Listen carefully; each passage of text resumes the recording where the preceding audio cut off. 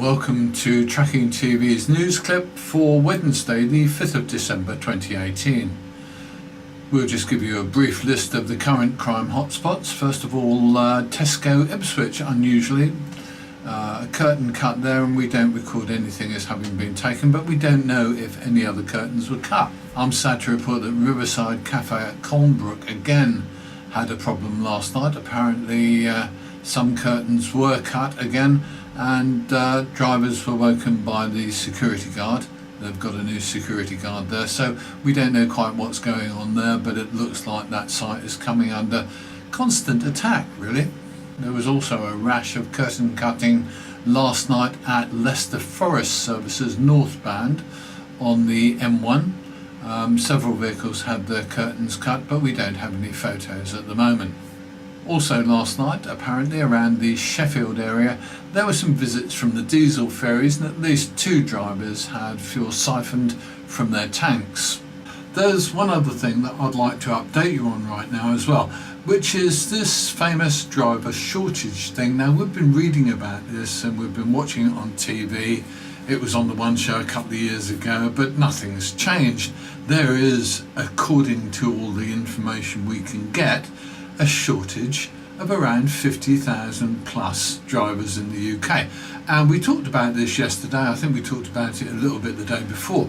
And to be honest with you, I fully understand what a lot of drivers have said, which is essentially that stuff is still getting places. The supermarkets don't have empty shelves, jobs are still being done, and we don't see 50,000 wagons parked up in yards. So what's the story?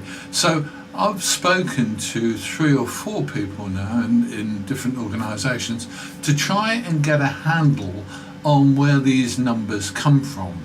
I've been promised some background material a couple of times, and I've now made contact with someone who says they really will send me the right information so that we can have a look at it together and actually understand where these numbers come from.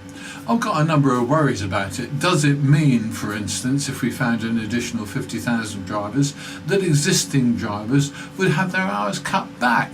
Many drivers don't like working 60 odd hours a week or whatever it happens to be, but the reality is that huge numbers of drivers wouldn't be able to survive financially on 40 hours.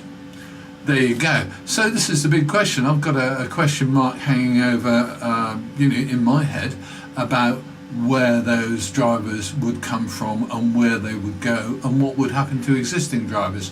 So I'm still working on that one to try and get some information for you, and I hope to be able to actually come forward with something sensible about where this so-called driver shortage comes from in the next couple of days. I've also been talking to a couple of organisations to try and get a bit more of a handle on driver training.